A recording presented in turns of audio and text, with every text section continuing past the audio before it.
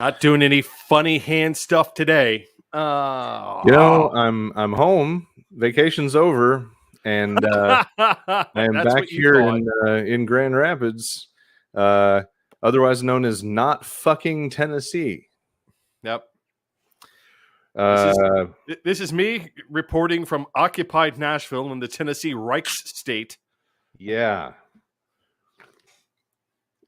Man. So, real hard, Man. real hard to start off on a happy, dopey, positive, yucky yuck. Welcome to the show.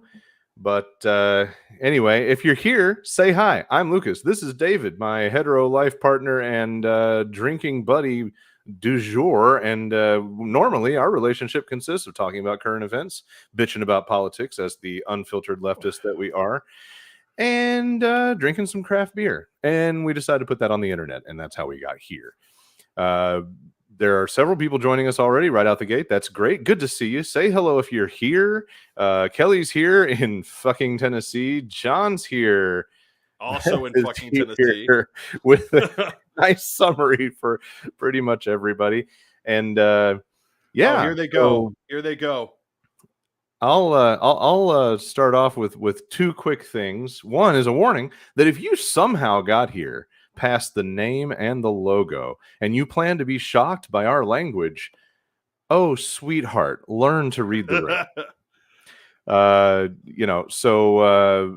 There, you've been warned. If you came in here with your pearls, clutch them and get the fuck out. Yeah. If you're here to join in, join in. Go and curse all you like, or greet us in Hawaiian. Right. And for reference, if you hear me saying random things, it's because I'm watching a live feed from the Tennessee State House right now. Yep. As we do this, recently expelled member Justin Pearson thanked the people who are currently staging a sit-in in the Capitol in protest of this wildly unethical action by the Tennessee Republican Party, if it can be called that. Yeah. Thank you, Beth. It was a great trip, and Beth's glad to see you. David, look at this. We got all this happiness in the room on this incredibly dark bullshit fucking evening. So that was the first thing. The other thing I wanted to do just before we get into the happy hour is I brought a little something with me today, which is the flag of the Tennessee General Assembly, and I just want to start right off with doing the right thing there, and so we'll get into that because the overall topic of the evening is that bullshit. And Kelly needs a drink, I need a drink, and boy did my body and my better nature pick a hell of a time to reduce alcohol by 50%. Right. For those of you wondering what this is cranberry cider. It's not high alcohol enough. Don't worry. There's more of that in my bag for later. Yeah. This was just cheap to get started with. I'm over here fooling my mouthfeel with some LaCroix. Yeah, so, for those of you wondering what the whole Tennessee General Assembly flag thing is, like the Queen, which I guess they think they are, they like to fly it above the assembly while they're in session. Yeah, it also looks like they created we're in session. Here's our flag. It also looks like they created it in Microsoft Word. Anyway, so probably did. The first thing that we do on our show is a little thing we call the Hot Take Happy Hour, and we are keeping that to a kind of a minimum number of topics again tonight. Last week we did that because we had 3 people to talk, and we want to make sure we left plenty of space. And I will, speaking of last week, I will apologize for the dog shit microphone quality I was dealing with last week at Beechwood Brewing. Not a reflection at all of the circumstances. Beautiful place, but something was picking up some noise. I still haven't figured it out. I think I have a busted mic, or our earpieces were also feeding microphone feed from the general. I don't know what the fuck happened. You should have seen the conversation that went back and forth between me and him. The monitor says everything's fine. The monitor says everything's fine. I'm sitting there going, dude, I can barely understand you. Yeah. John's warning us in advance. If he's quiet, COVID's after him again. That sucks, buddy. I hope that doesn't persist. So let's talk happy hour. We got a few things to chit chat about. So to kick us off a little bit, and of course it's all a little bit influenced by the same line of thinking. But the first thing is a video clip. It's a little bit lengthy. We're going to cut it off at some point, but I think we'll let it play out just a bit. So David sent this to me, and I don't totally understand the premise. Is this an actual interview, or is it just a cut in and conveniently edited to make it more fun? But you set it up, and then we'll play the clip, David. So, I mean, I was just wandering around Reddit, and like you do, just wandering around Reddit, looking for what are the folks talking about? Just getting his R's in order. Right. Just, go check in with Wall Street Bets. Go check in with, Kitchen Confidential. Go, my favorite things. And randomly in my feed, this thing pops up. So you want me to play it now? This is all we know? We don't know if it's a legit interview? Okay. All right. So we don't really know if this is edited in or if it's an actual interview, but oh boy. Prepare the cringe jets. Hold on. Let's get this hot take out of the way. It doesn't really matter if it's a legitimate interview or not. The responses are enough. Yeah, it's beautiful. Here we go. Well, how do you know that Black people enjoyed being slaves? I mean, it's just in history. I've read about a lot of Black people not only participated in capturing slaves, but a lot of Black people enjoyed being slaves. Because of course, when you're really? Brought up doing something like being a slave your whole life, it's all you know. I'm sure a lot of slaves probably enjoyed it and were happy because that's the only lifestyle they were aware of. That's crazy. Can you not think like that? Is it really that dense? I have never heard of somebody enjoying having to work countless hours on a plantation, being dehumanized and whipped and told they're not human, and being beaten within an inch of their life, and being saying that I don't think that people enjoy that. You can't deny the fact that there were probably slave owners that, just like there were really bad ones, there were probably slave owners that probably treated their slaves really nice too, right? You're not thinking logically. You're being so dense. So I'm just going to say that in general, I think it's wrong to own humans. Of course. We're not in that time period anymore. But you're defending slavery. I'm not defending it. I'm saying it was a product of the time. You said that Black people enjoyed being slaves. I think there were probably a good majority of Black people who back then were born and raised as slaves, probably because that's the only thing they knew. It was the environment they grew up in. If they had a slave owner who treated them well, they probably enjoyed their lives, a few of them. I think it's illogical to believe that every person who was a slave back then hated their life. I truly think.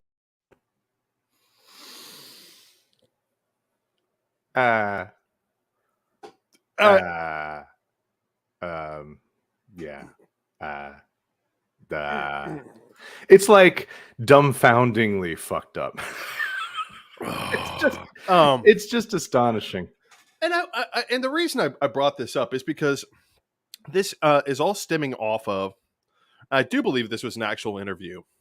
If it wasn't, it was great editing to make it work like an interview. Either way, yeah. the two-parter piece really makes it because the commentary in between is fucking phenomenal. Yeah, but popular conservative commentator Matt Walsh has been going on this tirade about how, well, we need to stop blaming things on slavery. Slavery wasn't that bad. I want to point out this is a narrative that is now being pushed on the right, which is that we don't need to talk about reparations. We don't need to talk about systematic discrimination. We definitely don't need to talk about critical race theory, however we want to define that, which is, again, really vague. We don't need to talk about any of that because slavery wasn't actually that bad, right? That's the narrative they're trying to push. I have no idea what primary sources, and for those of you who don't know what that is, so in history, we have what are called secondary sources and primary sources. Primary sources were written by people who were actually there, who actually experienced the thing, who were actually a part of it. And pretty much every primary source we have, from escaped slaves, from people who were liberated after the Civil War, from slave owners, from all these people, slavery was bad. It was bad. It was not good. Nobody liked it. Yeah. I mean, that's the reality. But it's, again, we're gonna try and academia is poisoning you, telling you that this thing didn't really happen, right? That's what's going on. It doesn't matter what the primary sources says. It doesn't matter what the people who actually lived through it said. We're going to create a narrative now where racism isn't that bad because slavery wasn't that bad.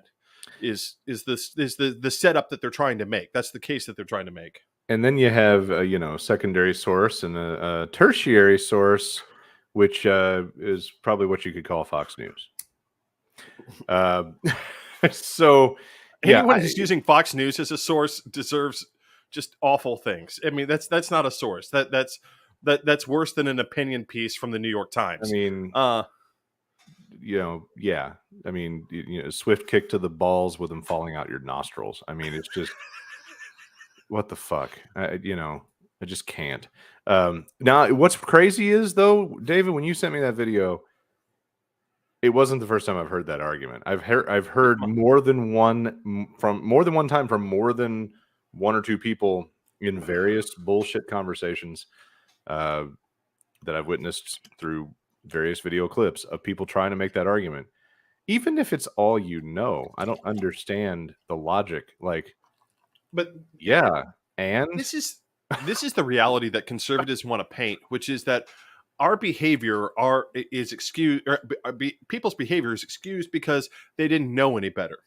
Well, the problem is that you do know better. It's like people saying, well, the reason that this particular individual came out as a Holocaust denier was because he just didn't know any better. The sources are all around you. Reality is all around you. You have actively chosen to ignore it in favor of a narrative that you preferred. Yeah. And that's what these people are doing. And the thing is, conservatives want to pursue this idea of excluding factual reality, objective reality, in favor of a subjective one. Of course. In which, I mean, the irony is, of course, conservatives always calling liberals snowflakes. They're the most snowflakey of snowflakey things that you could possibly get. And I apologize if I'm sounding like Kermit the Frog, smoked the entire crack pipe tonight, but I'm a little extra juiced. Oh yeah. Well, let's slide over to North Carolina for a minute. I barely heard about this in time to ask David about it because I've had my, in vacation mode. I tried my best to avoid a lot of bullshit. I tried my best to be able to stay in a frame of mind where I could really evaluate a few things and think about some choices and ideas. And, some of you would be glad to know I found a few pieces of clarity in how I could deal with some stuff better. But I, came home and, of course, there's all kinds of bullshit going on. And one of the things that escaped me today, because I made the mistake of telling my coworkers, hey, everybody, I'm back. I'm getting caught up on my email. If you need anything, just let me know. My calendar is up to date, so grab any time you need. And then it was like somebody walked in with a giant flopping meeting dildo and went,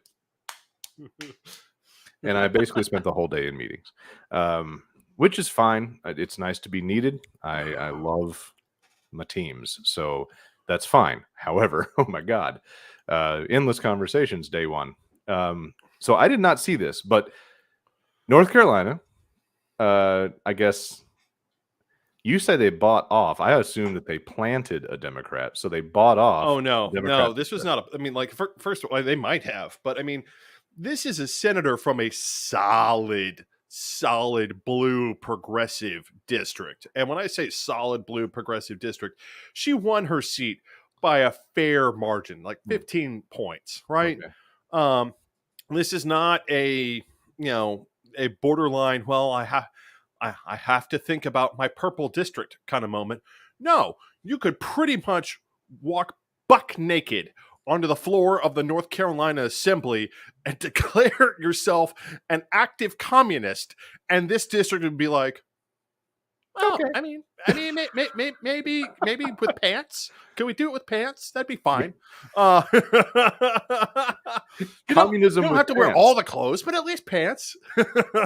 That's great. So this is a hardcore blue district.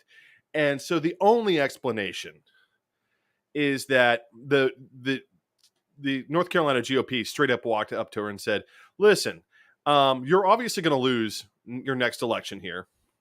You're going to get crushed like an insect by your district for doing this. So here's the deal.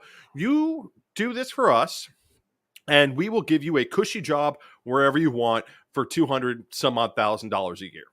Which, I mean, because that's what the Republicans did with Kristen Sinema, right? They straight up walked up to her and said, "Listen, you're a flake among flakes. You are the flake that comes off of other flakes."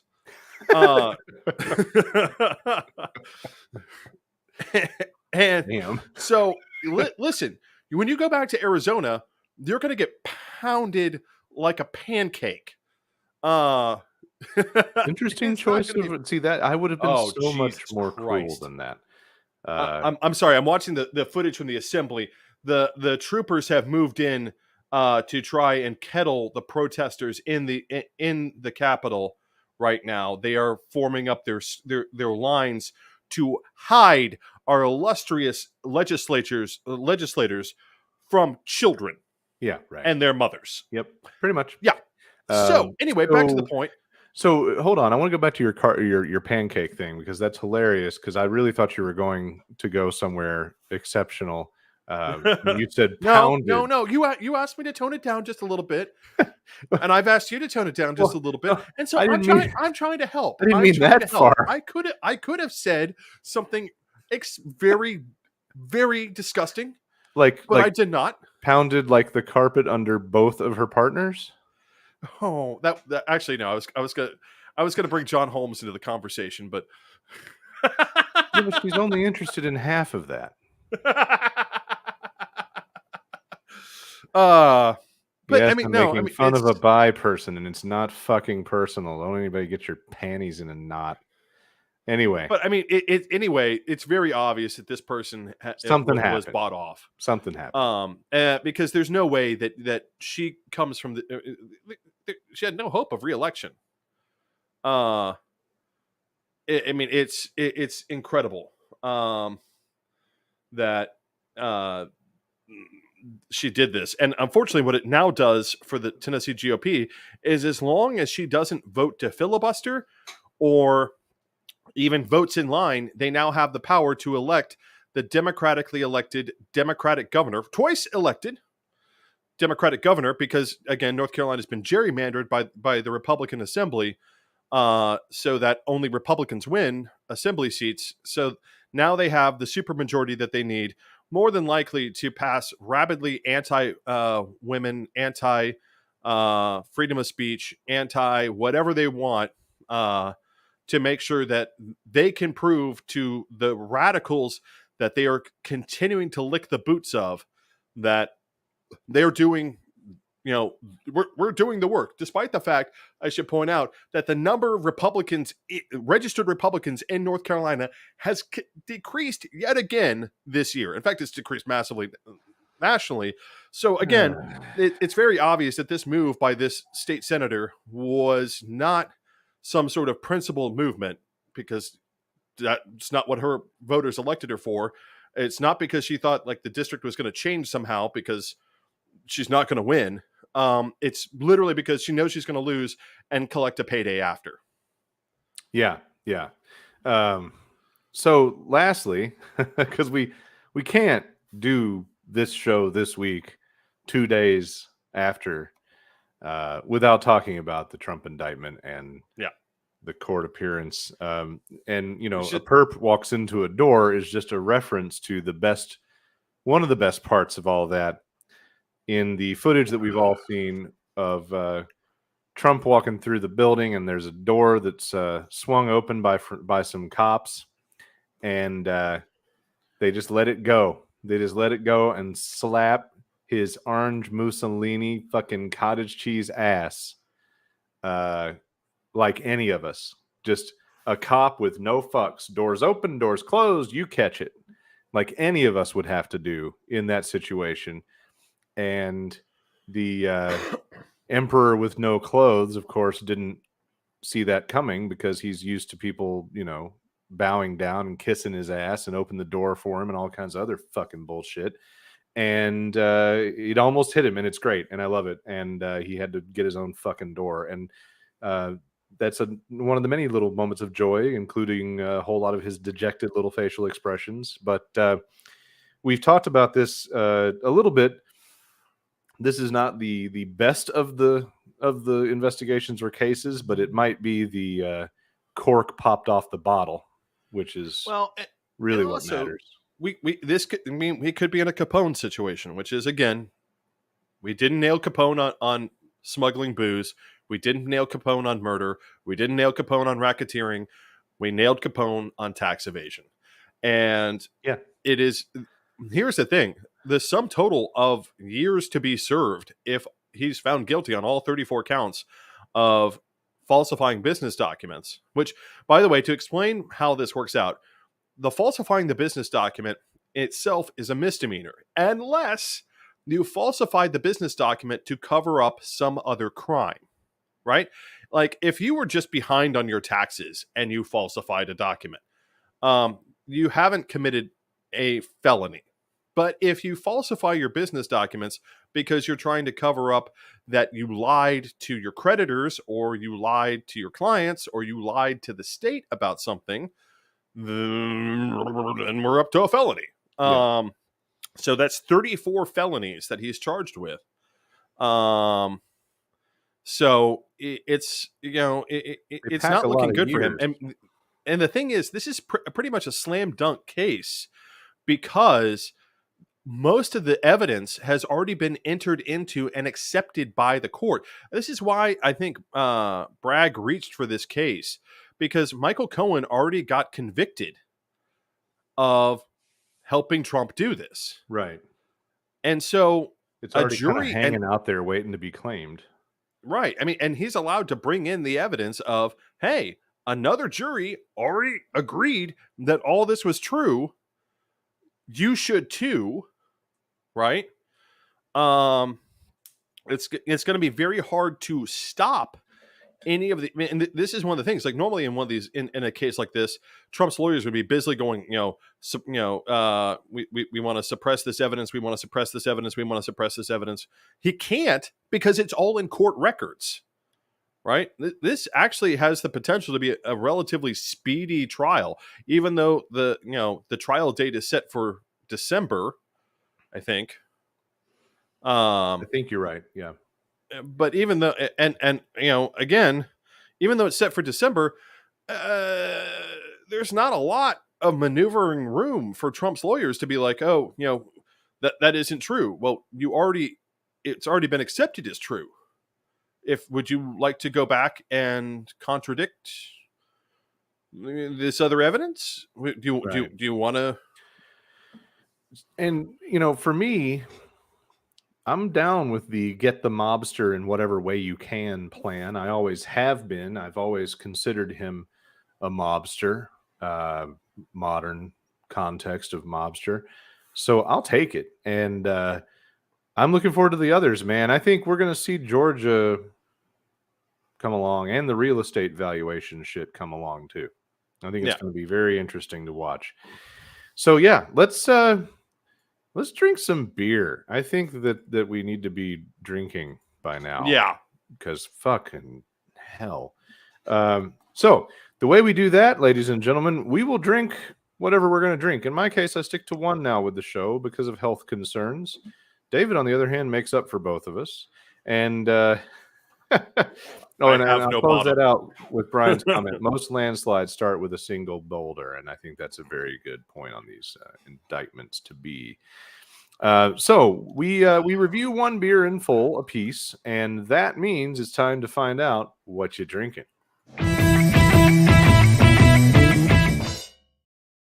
David, I have to open mine, so you can. Oh, okay, never mind. I'll open it live. Our hot take happy hour was a little short here. Yeah, right. You mean it was the way it was supposed to be?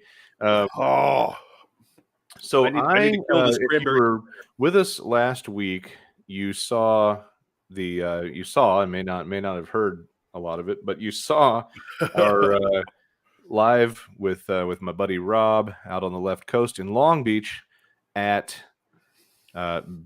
Beach like a beach, Beechwood Brewing. Well, on the back of Beechwood Brewing is Beechwood Blendery, where they make artful beers. And I laughed at the name of this beer.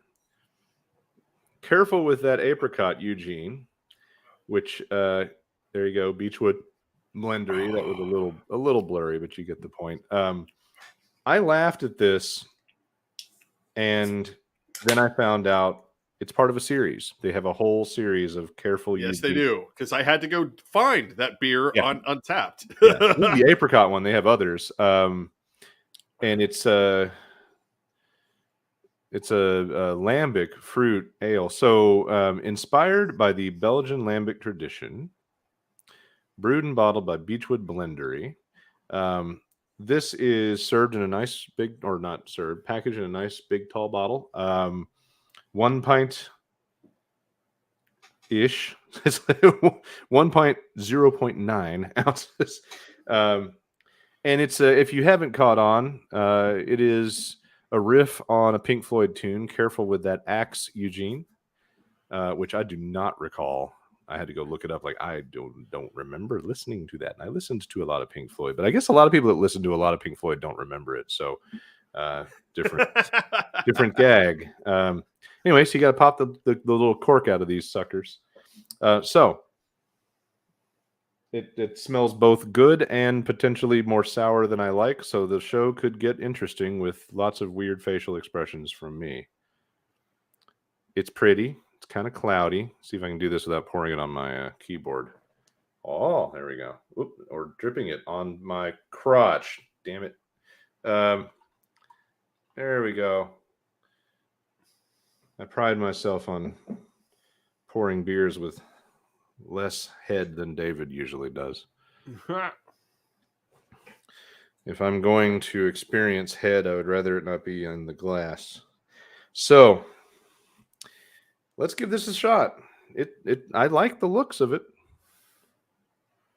The nose worries me on the sour.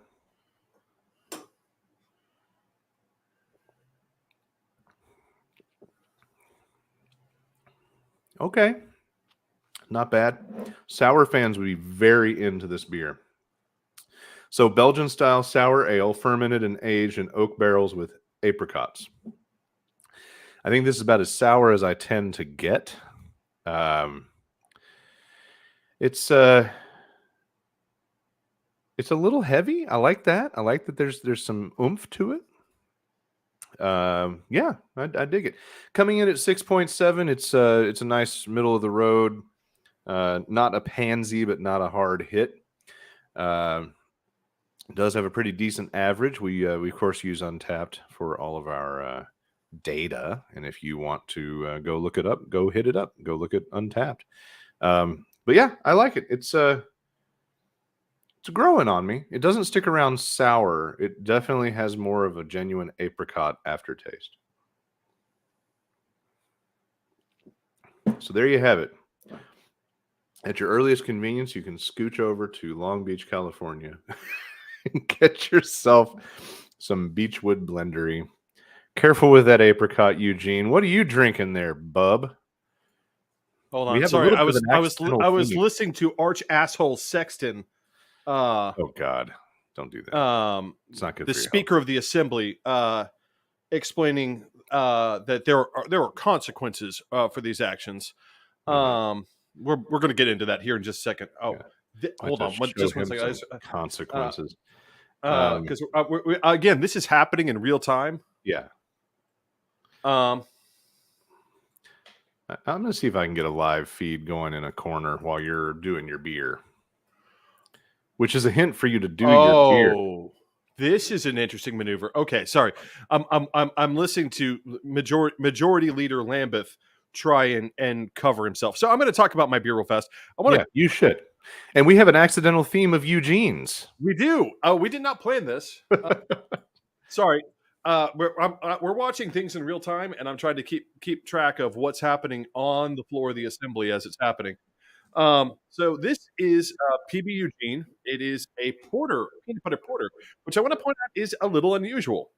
Normally, peanut butter flavors are mixed into stouts because, quite frankly, stouts need help most of the time. They are not typically flavorful beers, except unless you add a lot of roasty flavor to them. So this has and it even says on the can. I want to show you all the can real fast. Contains peanuts. So if you have a tree nut allergy, stay the hell away from this thing. It looks not beautiful. Bring this to kindergarten. That is very smooth. We're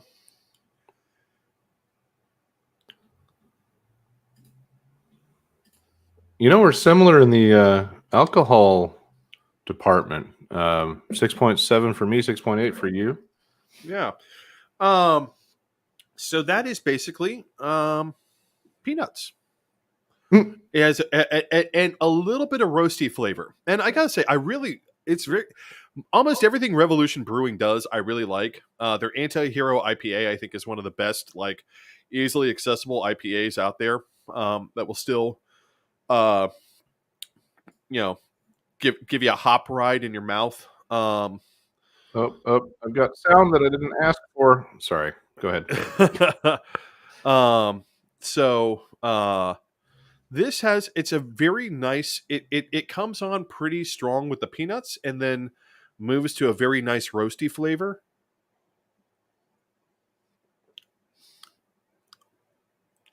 And then kind of mixes both a little bit in the end. Into something that's more like peanut butter. Like a roasty peanut butter. And I like that. This is a very good sipping, chill out on a cold night beer, which tonight, surprisingly, it's actually a little bit chilly again. And for those of you wondering who the ugly pube-headed man is, that would be Majority Leader Lambeth there on the bottom left-hand side of your screen. The blonde guy? Yeah. The one that looks like a porcupine piloting a man in a suit? Yes. Yeah, okay. That's called very severe thinning. The Walking Hair Club ad? Yeah, okay. All the hair plugs. Did apologize. I don't know if that sound comes I through forgive in the him. It's not broadcast, but I'm going to about pull that. the It's about volume a back violation on of it. the I just wanted rules to get it, that- kind of get that mute thing out of the way. They talked about 200,000 And we'll frame them in there. We're going to keep the live feed on hand while we talk tonight. So I mean, I gotta say, I would definitely like this as a. This is not a session beer. This is not something you'd want several of. But 2 or 3 of these hanging out. Yeah, that's a fair. Solid. This is a solid, and the other thing that I like about it, again, one of the reasons I often prefer porters to stouts, is stouts sit heavier on just about everyone's stomach. Porters are generally, at least in terms of their viscosity, which is not something we talk about a lot with beer. The viscosity of the beer is lighter, so a porter's gonna it almost has like almost a little bit of a syrupy feel. Porters are definitely a liquid, and this one is it's light kind of, except it's very big and roasty, and it has that bitter peanut flavor that it's bringing to the party. Not as much sweetness as you typically see in a porter, but okay. I like that for it. Awesome. All right. Well, that's good. I'm glad that's a good one. I might seek that one out. I think I might be able to find that up here. Well, we do have we pride ourselves on the active involvement of several of the friends of the show that join us just about every time. Brian always provides, when he's here, a nice summary of his particular treat of the evening, and we like to celebrate true American freedom by recognizing those consuming other formats of life-enhancing materials. So tonight it's something new. Uh-oh. Something new means it comes with a new witty description from Brian. Siberian peach cake. That just sounds amazing by name. The name denotes the lineage but doesn't describe the taste. Although it's only 23%, has some very active and wonderful terpenes, and really gets the job done. Pair it with some sativa keef to top off the bowl, and voila, life is worth living again. I think that's probably your best choice of distractions this evening, sir. Thank you for contributing. We always enjoy having that piece in the mix. So tonight, like every night, we're going to have a main topic. We're going to have a pet topic. Normally, lately, we've done the pet topic first. We knock that out. It's usually a topic important to one of us that the other one has conceded to the owner of the topic that they can go and jump in with. And then we get into the main topic, which is the big show subject of the evening. Well, we're going to flip that tonight because in order to understand David's pet topic, to understand what David's on about later on, you're going to need to have been walked through this fucking garbage going on in Nashville tonight. So, the first thing we're going to talk about then, in that vein, is the TNGQP reaching for new lows. So, let's get everybody up to speed real quick. I want to start off so that I don't lose them too far back. My friend Bob dropped a great comment in here because Bob has a perspective that you might not expect. And I want to review that real quick because I think he's right. So Bob recently retired as an employee of the state legislature. So he's been there, done that, and watched a lot of things. The Tennessee General Assembly could have slammed the door on a lot of commentary and just run them out. They gave them a chance to be contrite, and they screamed, "Fuck you," and you're damn right they did, and I was there to cheer it on. They didn't want to play politics. They can run again in 24. I'm not sure.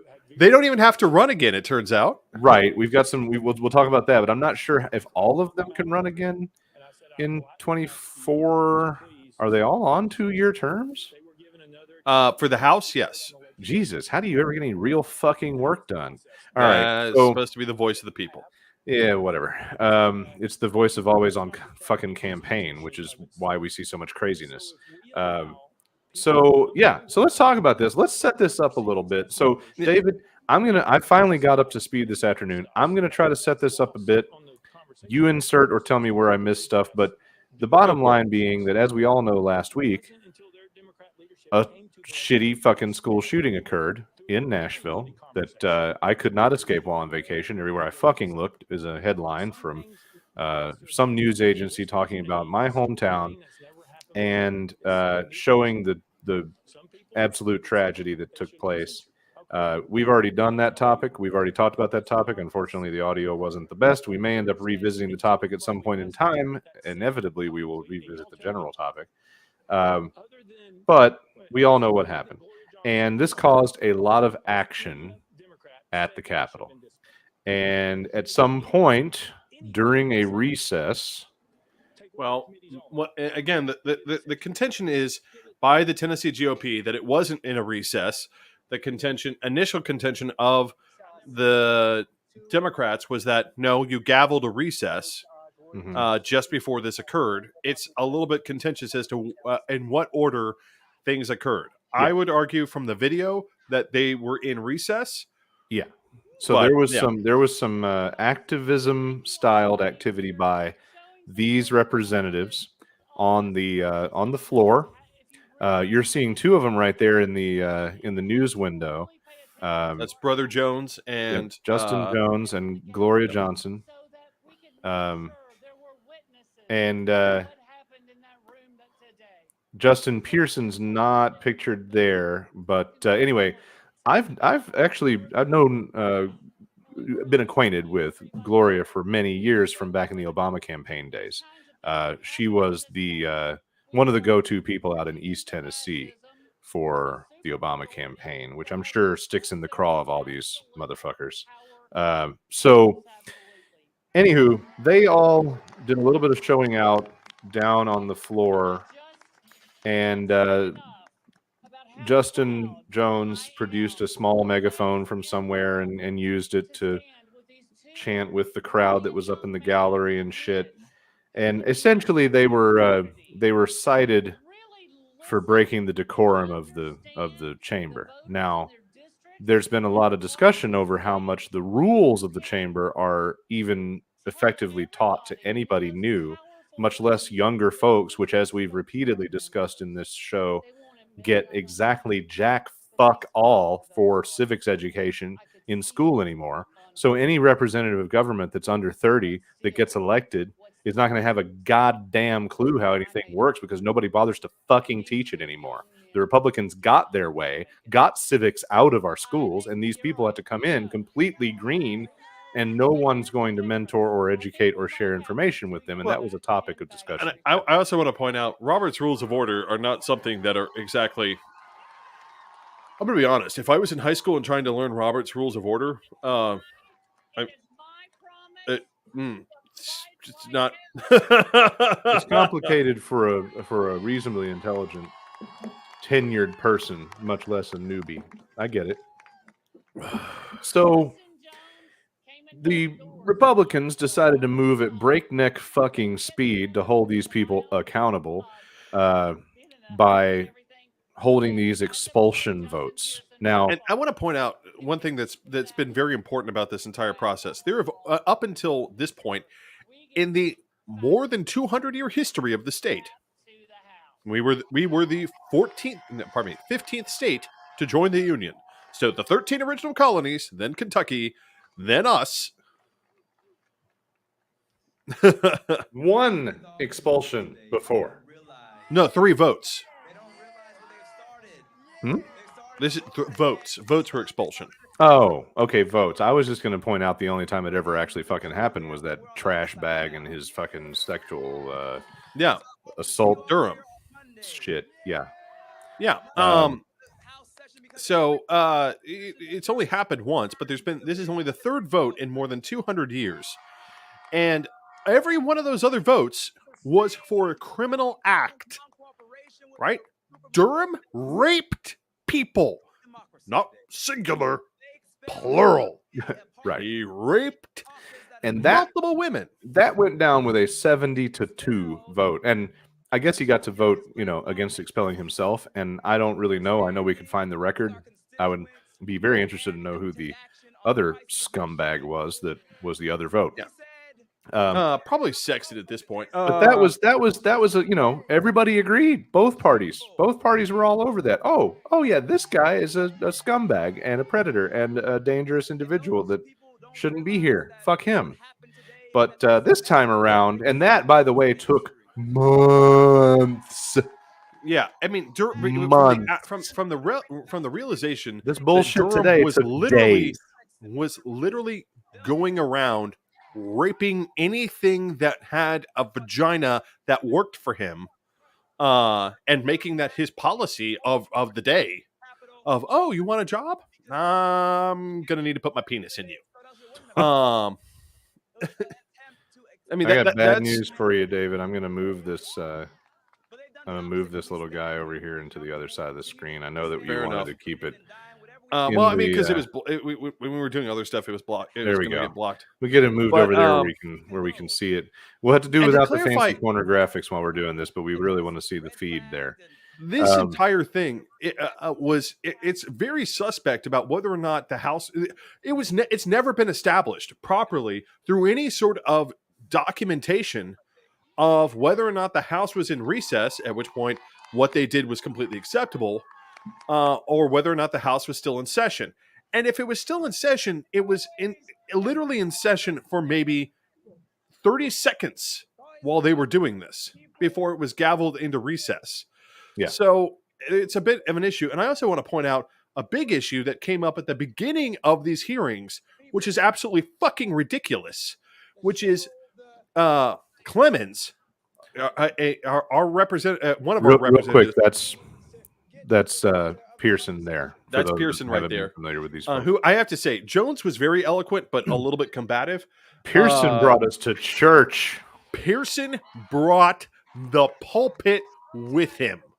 And that motherfucker was chill as fuck. Like, we were Pearson for talking governor, man. downstairs earlier when my lovely and patient better half came downstairs. She's been following.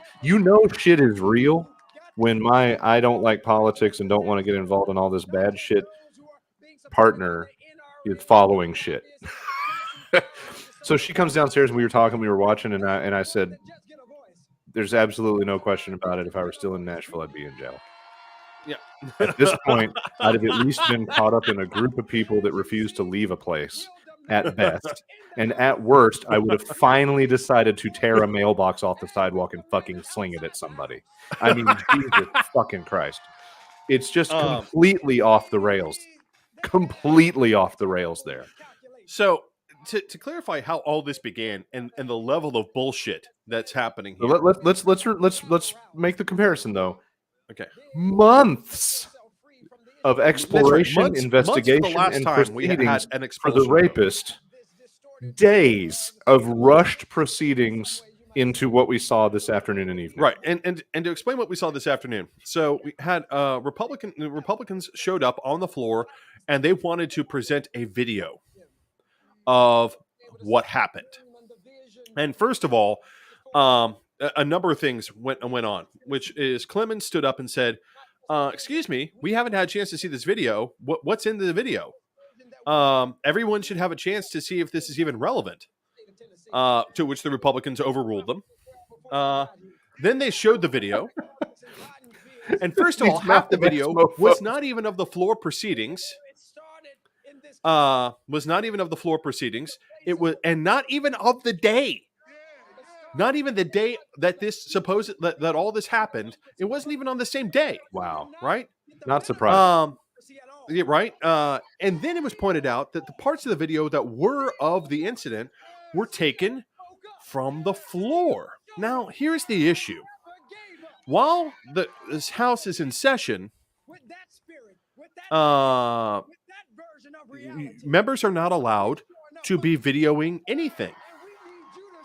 That is against the rules. You cannot have anyone videoing anything. So a Republican was violating the decorum of the House, videoing other members with their cell phone on the House floor. To which Clemens said, okay, well, if they're violating rules, we need to find... There's two problems that happen here.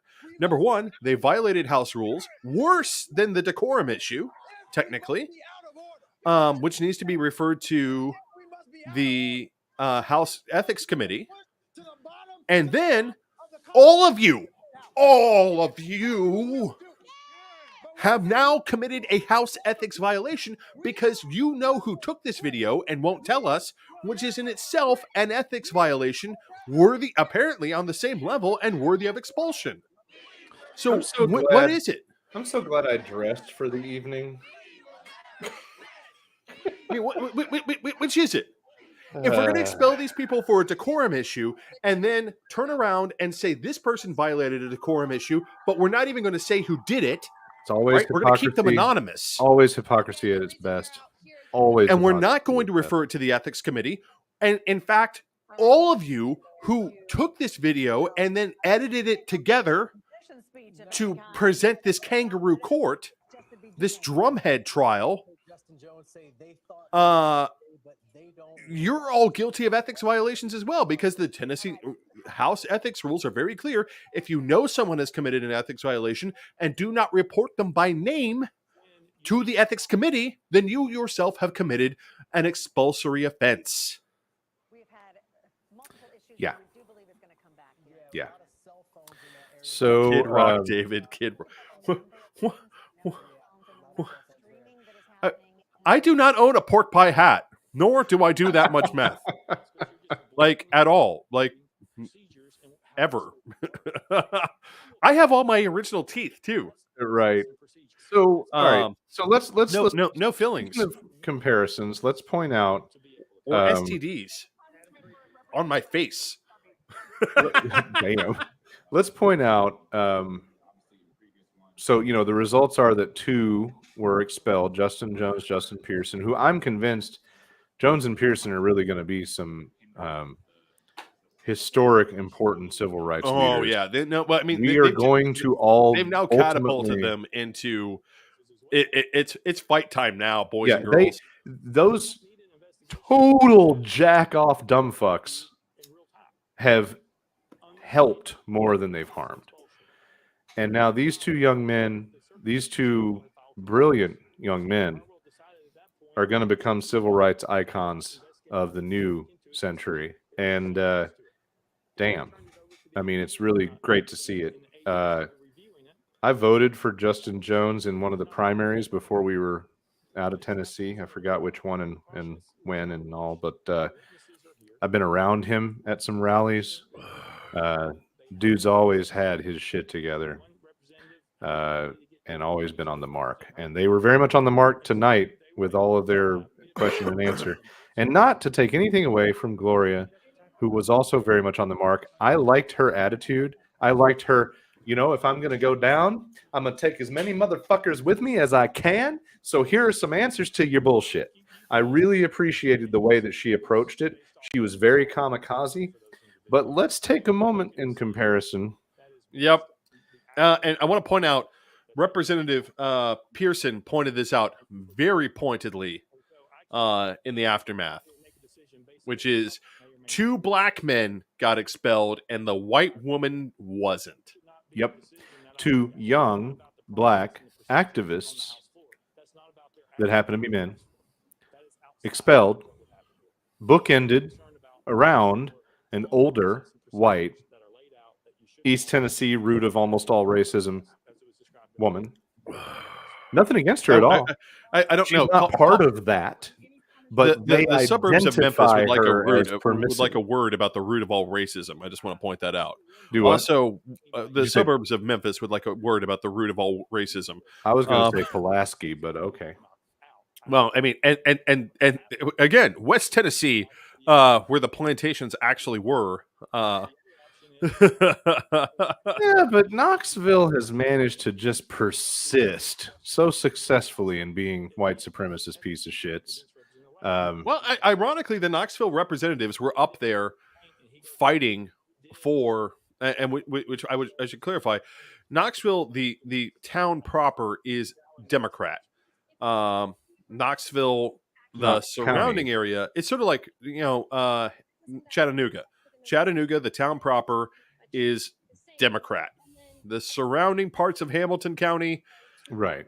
Well, and let's not forget, Knoxville might be all right, but Knox County Mayor Kane. That's right. From WWE fame, the guy who wore that stupid from mask. Parts unknown. That guy. Yeah. Oh, I'm an independent. Oh, you mean you don't like saying out loud that you'd rather hang black people? That's that's what that sounds like. But I mean, it's rather telling. And the tact that they're trying to take right now, that I'm watching them take, that I'm watching Majority Leader Lambeth. Oh, the porcupine's talking again. Yeah, take is that, well, they silenced us for 45 minutes. And the quote that I keep on hearing, and I love this part, is they silenced 6.8 million. You all only represent 200,000 voters. I'm like, here's the thing. Those people were genuinely elected by a majority of the voters in their districts. Every one of those Republicans up there did not even get 20% of the voters in their district to show up and cast a vote. The metropolitan parts of this state show up and elect Democrats, with large majorities of the population showing up to cast their votes. In these people's districts I represent 78,000 just like everyone else. All right, so how many people showed up to vote for you? 5,000? I've never seen people? A more irritating group of old, resentful fucking white dudes.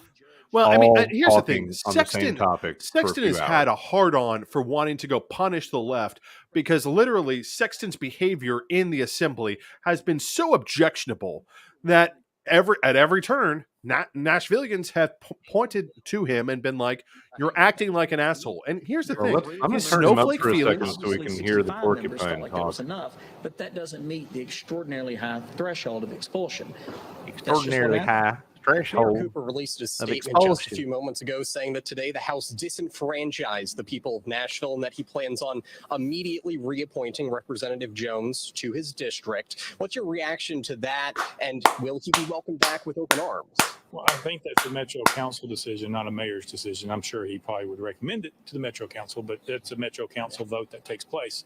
What I Yeah. will say is, look, if Fuck they you. reappoint, we'll, Yeah. we'll go through that process. And guess what? They'll when try and time punish the comes. council again for standing up and telling our gerrymandered, kangaroo court assembly that you can't do that. This is every time Nashville turns around and says, "Hey, Cookville, could you try and be not?" I'm not asking you to be like fucking rainbow flags and Black Lives Matter murals or anything like that. How about we just not be super racist for like a little bit, just not a lot, just maybe like every other Tuesday, and somehow Maybe just put the robes on just once in a while. Just right. sometimes. And somehow that's Sometimes us robes. interfering. You are interfering in our local government.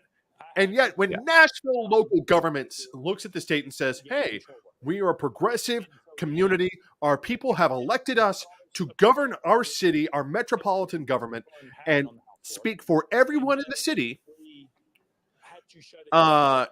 That's you all are wrong. You can't have local government. We are the state.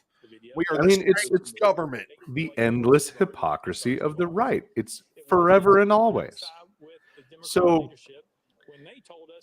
they touched on it just a second ago. Let's talk about the where from here. So Gloria Johnson remains. She's been stripped of committees. I'll talk about my preemptive doctrine being proven once again in a few minutes. But the other two gentlemen, what happens now in state law is the vacancies are filled by their immediate local municipal jurisdiction, which means that Nashville and Memphis city government bodies get to vote or nominate and vote or whatever the fuck their process is going to be for people to replace these guys. And I fully expect that they'll just be sent right back. Yep. Though the thing that sucks is that because I'm vindictive and petty, especially when it comes to this kind of fucking egregiousness, I would love it if it weren't for these two men being great men. I would love to see one of those cities say, you know what, if you thought they were bad, we're going to send you the most socialist trans person with a full staff that's nothing but drag queens. And their whole polyamorous household. And whatever breeds of exotic pets that they might have from countries that you can't pronounce, much less find on a globe. I would love that. I would love to see a vindictive. You know what? You think that's bad? Well, here's something else for you. Fuck you. That's what else. Fuck you. Here's the fuck. Who are you going to send? Their name is fuck you. That's what their name is. But instead, I really think they'll just send these men right back to where they were, and good for them. I hope they do. And apparently they fully expect they're hoping that's going to be some sort of pressure release valve. Although I'm going to be honest, I fully expect the troopers to try. And yes, John, they also need to be Satanists. They need to be Satanists. Yes, they need to be Satanists. They need to perform as part of as part of their religious ritual. They need to take some woman who is in desperate need, a medical need of an abortion, and they need to perform that on the floor. Like, no, this is my religion. Yeah, and then drink the baby blood or something. I mean, they don't actually do that. Don't forget to hug a tree at the end. Hug a tree. Yeah. Satanists don't actually do that. But I mean, because nobody does. That's why Satanists don't actually do that, because nobody does. But I mean, it is. I mean, this entire thing is insanity writ large, because not only at every step of this process, it was okay. If our people violated the rules, so did yours. And Clemens was very clear. Minority Leader Clemens was very clear at the beginning. If our people violated the rules, then so did yours. Right. And in fact, not only did your people violate the rules, your people arguably violated the rules worse by then covering up another ethics violation by one of your members. You know, we aren't arguing. Here's the thing.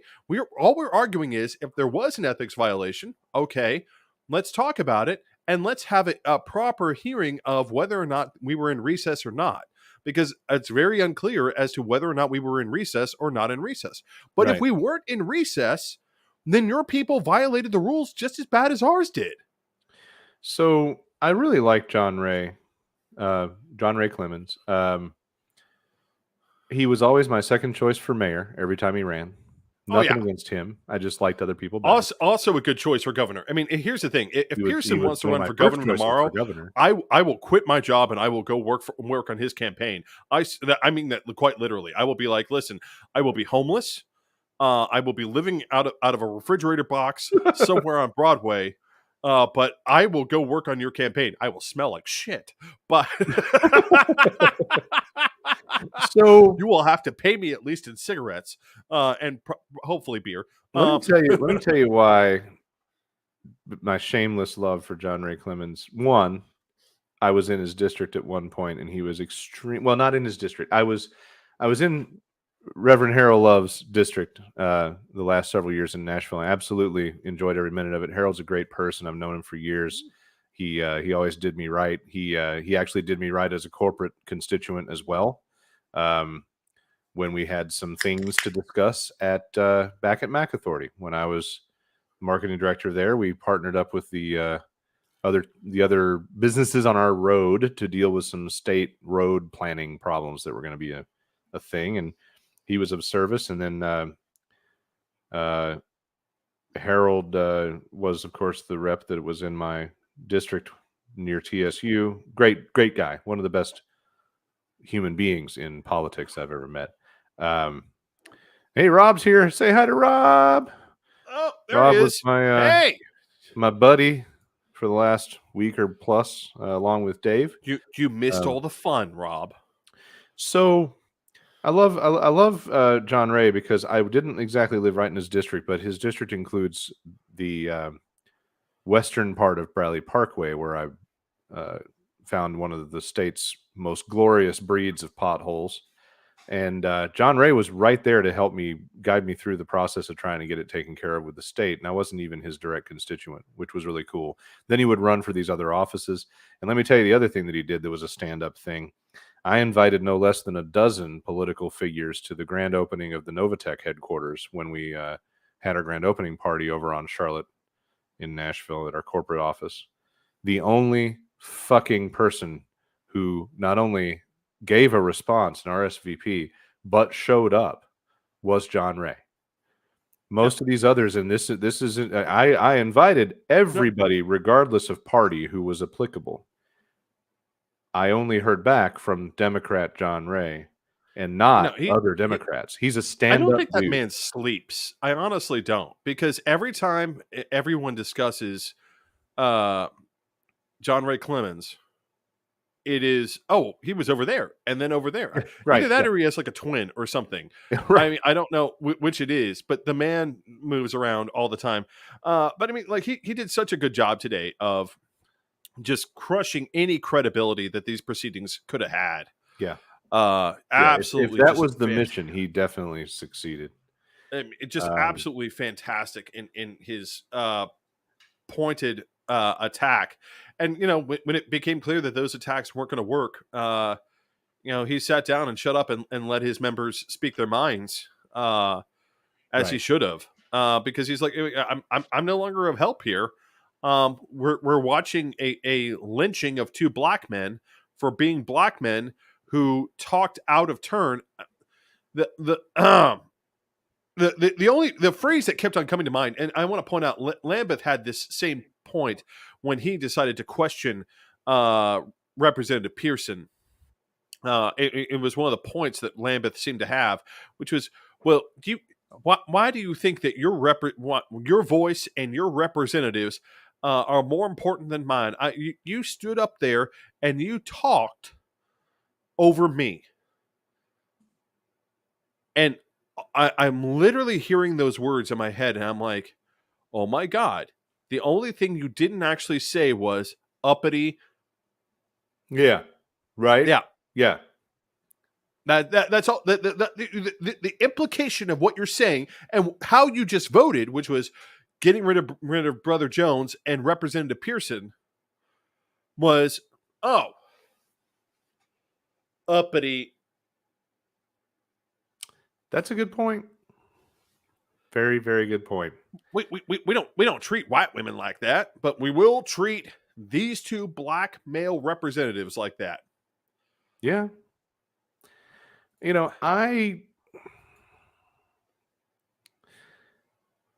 This is always tricky for me because I want every younger person to learn their shit, get in the system, deal with the system, and change it. But when they're not given a chance in the system, what the fuck does anybody expect? And they're acting like well, you're saying that shit about like you could come here and have legislation and try to do things by the book. Well, here's a news flash, you fucking fucks. We've been waiting for people to do things by the book, and you fucking cunts block it at every goddamn turn. And the thing is that entire narrative got blown up because again, it's these people are not smart. No, and they basically every one of these motherfuckers walked headlong into Justin Pearson's dick. They just walked straight into it, just jam right in the eye. Oh God, Justin Pearson's rebuttal dick got me again. I mean, these motherfuckers were shut down every single fucking time by the brilliance of that dude. But I want to point out, and I forget the representative's name because all I could focus on was, where the fuck is Greenville, Tennessee? I have no fucking clue where the fuck that is. I could roughly tell you where Pulaski is. I can tell you where Johnston City, Tennessee is. I can tell you where Columbia and White House and I'm looking it up for you right now. And Dancyville and all these other little like tiny villages. And village is being generous to the name of some of these places. Greenville. I could roughly tell you where these places are. Lucas is going to look up where the hell Greenville, Tennessee is. Oh, I know why you don't know where Greenville is. Why is it? You don't know where Greenville is because at the rate of speed you will travel between Knoxville and Johnson City, you would not be able to blink.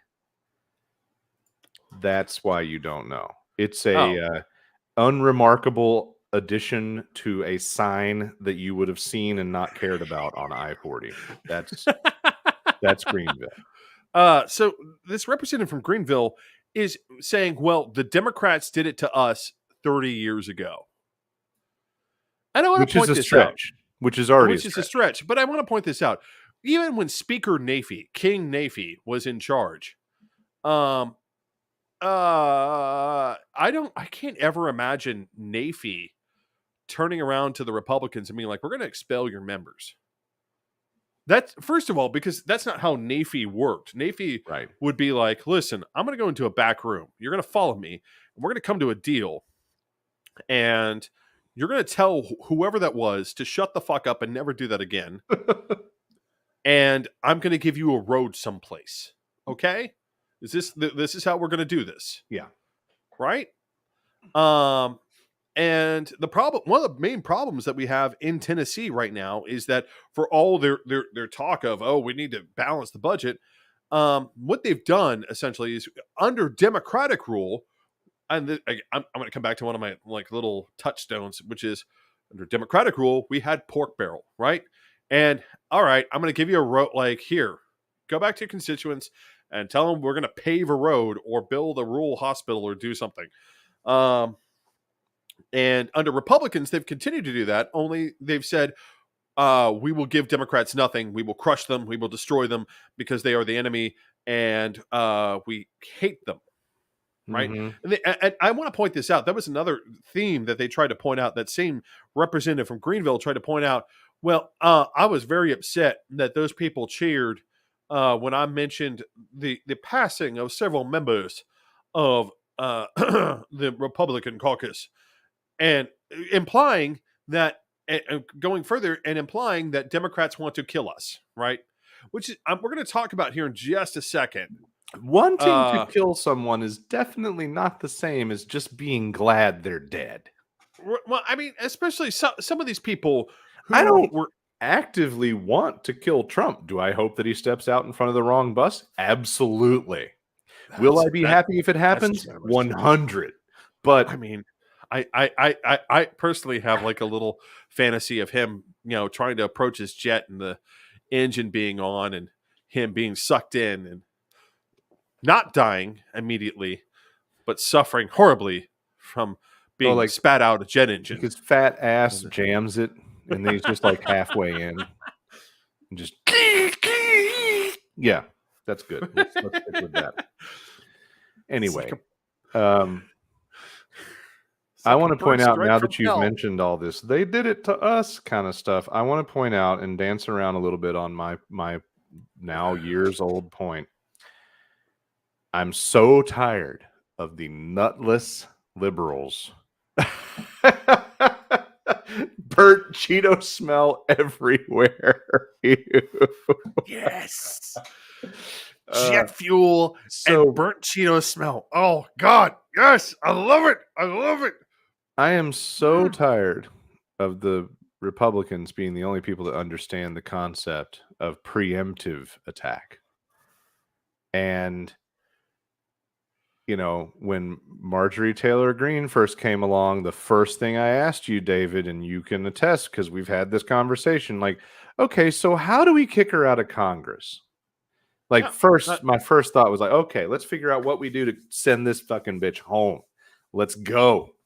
And the Democrats just seem so fucking pathetic about ever striking the first blow. And I'm always over here, standing here going, hey, so is anybody gonna hit a fucker first? Because they would hit us. And here we are again. Trying to be the fucking gentleman in the room instead of just fucking nut punching somebody from the back. The problem is that style. they constantly expect us to not to be their entire strategy. Their entire strategy is based upon Democrats being the gentleman, Democrats following regular rules of democratic governance and the rule of a free society and the rule of law, and them obeying those, right? Obeying those rules while they flagrantly violate them in the name of protecting them, which of course they obviously aren't. They obviously aren't protecting them. They're obviously violating them at every step. And I mean, like the entire conversation that happened on the House floor between Representative Pearson and Majority Leader Lambeth was, Representative Pearson was like, well, we all, there takes many voices to do this. And Representative Pearson says, where's your red flag law? Where is any law? He full on admitted, like, obviously you're not going to go for an assault weapons ban, but where is any law that you will agree to stop this? That horse shit where he's talking about or I don't know who it was. It was talking about, you're essentially, they're trying to tell him you're essentially denigrating all the years of effort we put into making sure our children are safe. And I was standing there in the living room yelling at the TV, what years, what effort? You haven't done fuck all. That's why this is happening. This is the stupidity of everything that's happening, which is, I'd like to point out to people that, our HVAC governor, Bill Lee, wants to pass this $140 million bill to arm teachers. The only problem is, at the Covenant School massacre, the teachers were armed. They were armed. And they did nothing. They did nothing. Yep, because not everything is a fucking Clint Eastwood movie, but these people just can't get that through their heads.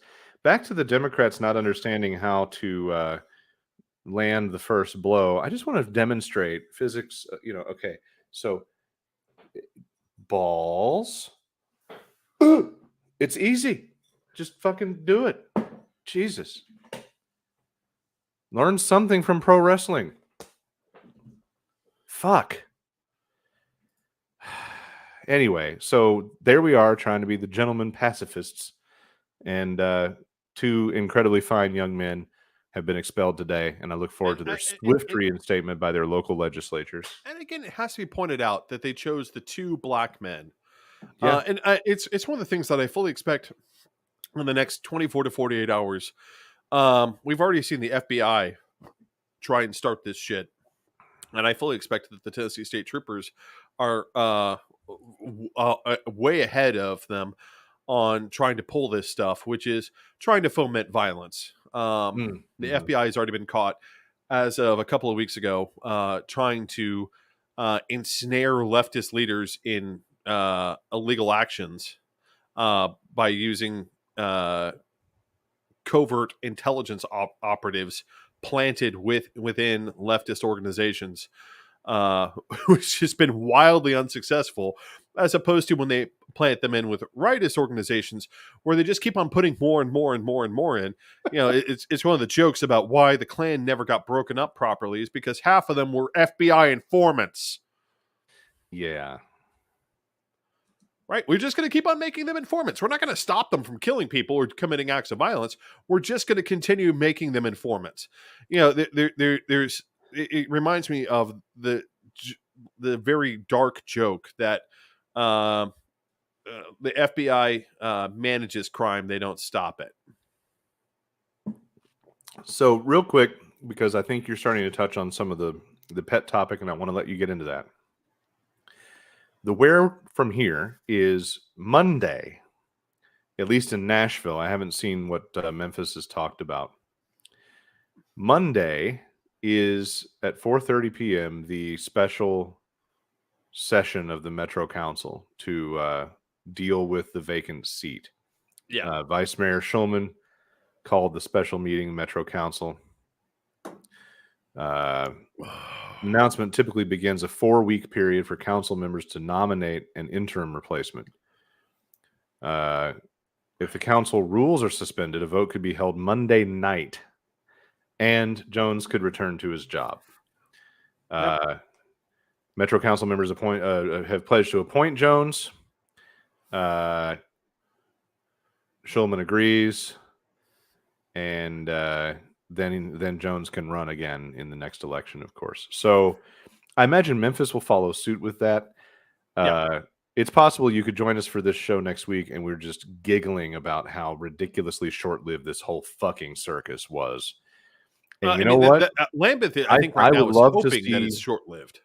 I would love to see elder members of the Democratic side of the Tennessee House take these men under their wing, teach them all the tricks, and let them find brand new, snarky ways to undercut within the rules. And I want to listen to each one of these dudes debate everything from now on, because the shade that these guys artfully pitch at the faces of these fucking conservative bastards is beautimous. It is. I do want to do one thing real fast, is call out Nashville State Representative Bill Burke for his enlightened commentary today. Your understanding, Representative Burke, if you ever see this, and I doubt you will, but I don't care, I'm going to say it anyway. Your understanding of due process is about as shallow as your gene pool, man. Jesus, Mary and Joseph, dude. Listen, if you're not an orator, you need to sit down and shut up. That was not your moment to shine. Since you run as a Democrat in Tennessee, I want to believe in you, but for the love of God. What was great was watching the faces of the other legislators. So first of all, on that note, if you didn't watch the proceedings this afternoon, I know it's long, I know it's government, but go do it. There are moments that are vastly entertaining, and it's of monumental importance in civics and American freedom to understand and see what occurred. Yeah, it takes time. I'm sorry. That's the way government fucking works. Yeah. And then when you can, watch the faces of the people sitting around the people that are talking. It's very interesting sometimes. I actually saw Representative Love go through a whole set of thoughts on his face while Burke was talking, and it was goddamn hysterical. So he's sitting there. it was kind of like this. There was this. It was like blank listening, and then the best one was like. Right? It was just sitting there being like, oh, come on, dude. Really? This is what you brought to the table? This is what you brought to the table. This is like literally showing up with turkey that you fried 3 days ago to Thanksgiving and being like, it's still good. Thanks for your contribution, Cupcake. Right? So anyway. Or showing up to a potluck with Kroger cookies. Hey! Kroger cookies are always good. But you're still being judged. You That's know you're true, being and judged. they're also always overpriced. So let's pivot slightly, David. And this is a horse that's very dead at the end of our stick because we've beat this Republicans trying for a civil war horse pretty hard on this show. Normally I turn David down when he suggests yet again that we talk about this, but this is a relatable time to kind of bring this back up. So I want to go ahead and dive in. And I want to walk you all through this real fast because I mean the thing is that we're going to hit David's Wayback Machine here for a second. Dear. All right. So this is Fire actually up the time machine. Lucas has to dig up the graphic. Where did it go? Oh, you're going to be sad. I forgot to load your time machine. You lost my time machine graphic. I don't know. Shameful. I either didn't do it or I forgot to upload it. But while I find out, you go ahead and talk. So this is actually a tried and true tactic, and I want to walk you through how this tactic works. Which is you happy there it Doc is. Brown. Jesus Found Christ, it. Doc Brown. David's time machine. Okay. This is a tried and true tactic from the middle of the 19th century all the way through the 20th century of how to create the conditions for civil unrest. And the way it works is this: is you intentionally challenge, and then you create the civil unrest that you've sought, right? You create the condition that you want. And then you propose the solution to that condition. And that solution is just give me power and I'll solve this. Mm-hmm. And I want to point out that like that, and I hate, and again, for those of you who know me, I regularly say I hate falling into the Republicans are Nazis trope. I don't like it. I think it's very two-dimensional. If only it were not so. But the problem is the truth. That's exactly what Hitler did. Hitler used the Reichstag fire to declare a state of emergency and give himself absolute authority. It was the beginning of him giving himself absolute authority. It didn't happen all at once. It happened over a couple of years of, you have to give me the power to deal with these problems. And the thing is, of course, Hitler had created the problems to begin with between the SA and other groups that were on the ground in Germany, creating chaos in the streets. He was creating the chaos, and then the Reichstag fire happened, and then he simply took advantage and said, well, obviously the chaos is too much. You need to give me authority. Republicans are going out of their way to create the chaos. There are going to be a lot of nerds out there that think this through and go, oh, that Palpatine story wasn't just fiction. Right? This is what you do. They are Star Wars is modeled after Nazis, which were basically on George Lucas's mind because of Nixon. Oh, Right. right? Right now, they're going out of their way to create the chaos, to create the problems by tearing apart the rules that we use to govern a democratic society. Again, at no point at any point in the past has any member of the Tennessee State Assembly been expelled for a violation of decorum. Members have tried to kill each other on the floor and not been expelled. Right? As was pointed out by Brother Jones, they have brought pistols onto the floor and tried to shoot at one another and not been expelled. Yeah. But somehow a violation of the rules of decorum was enough to get them expelled. Aha.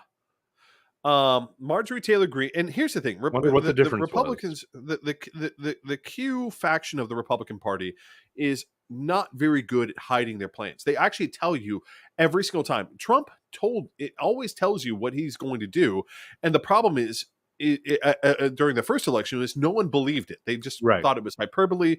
But no, he's telling you what he's going to do. He's very literal. These are not people who have very active sort of imaginations in terms of, well, I'm saying this, but I actually mean this. And metaphor is not something that works with these people. Yeah. So the problem is that Marjorie Taylor Greene, Matt Gaetz, all these far right nut jobs have told you what they want to do, right? They want to create a civil war, and what they want to do is they want to create the conditions in which chaos ensues. Right. And then things like this happen. Republican state legislatures seize control and say, oh, no, we have to do something right now to stop the violence, whether it be crime, whether it be inflation, whether it be Sexton standing up there saying children. I'm going to say it again because it pisses me off that much. Children are insurrectionists, right? They didn't show up with guns. They didn't show up in combat gear like they did on January 6th. Right. But I mean, we're going to compare them to some sort of imminent threat to the function of a democratic state. Like it's the That's what we're ultimate gonna do. extension of hyperbole. Right. Into and what so- any rational intellectual person would call ridiculousness.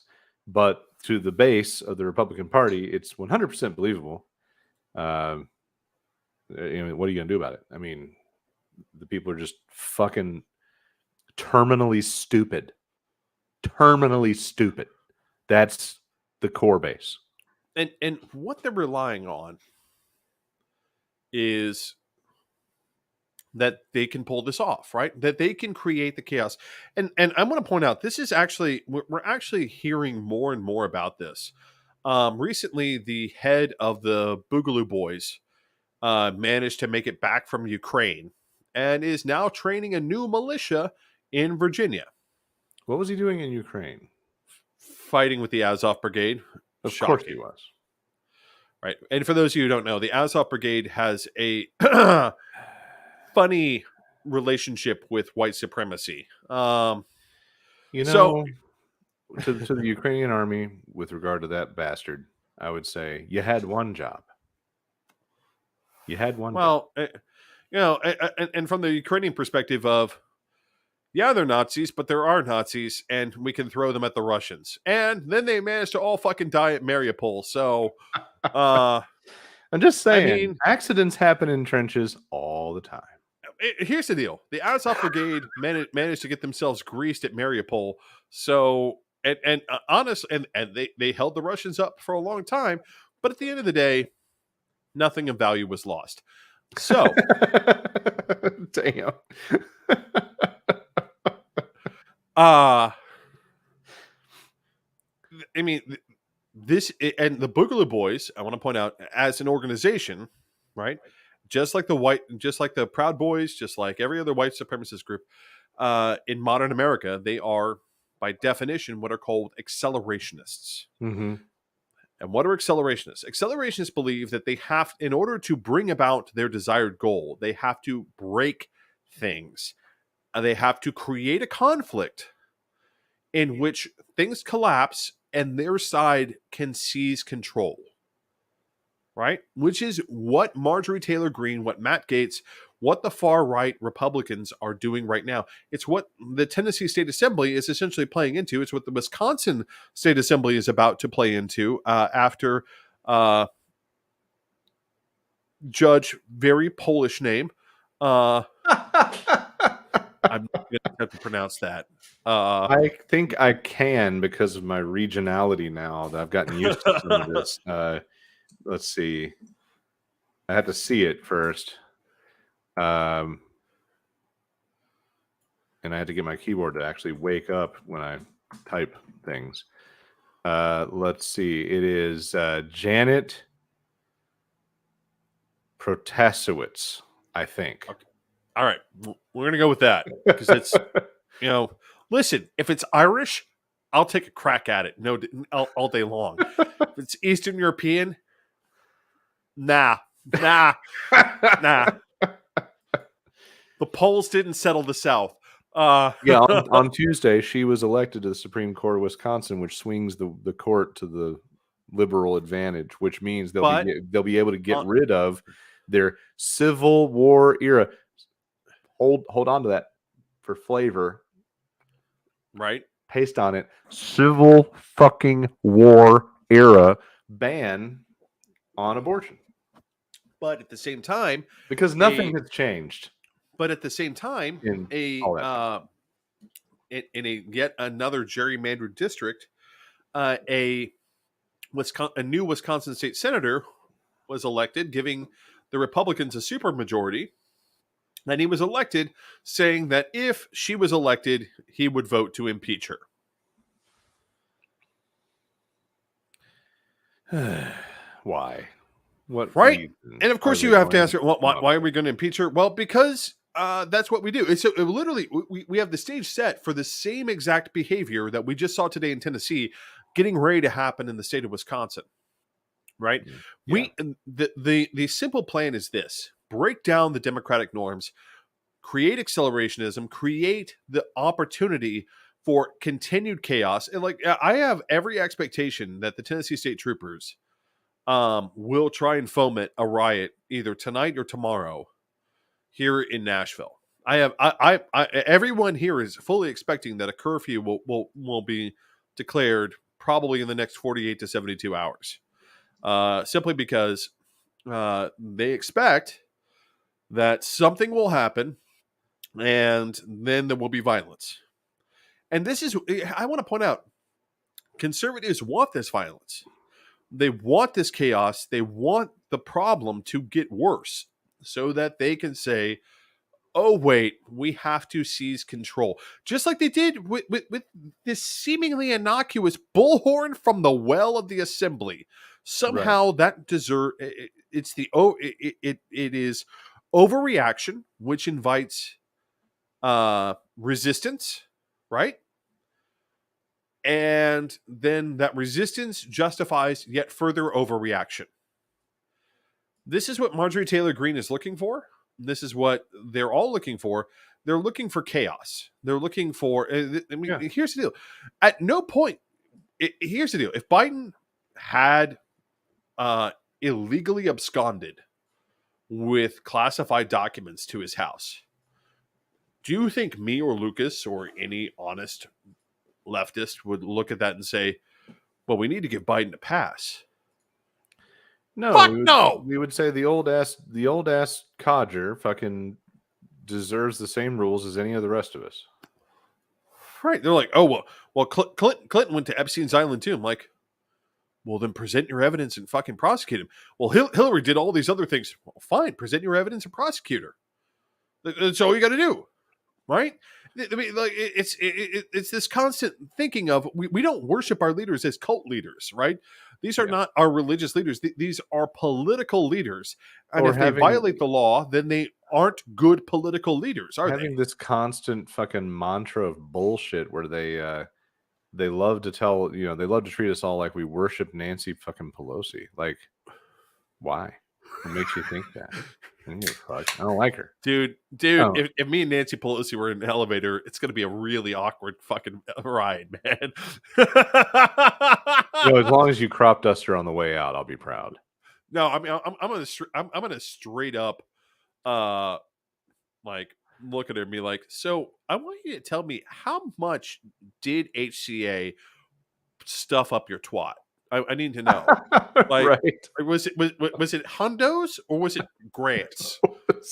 Because I don't know how cheap you are, really. I mean, did they go to the treasury and like find those $1,000 bills that they can like? Damn. So, yeah, the accelerationist thing, it checks out. And it really does at this point, doesn't it? It really does at this point.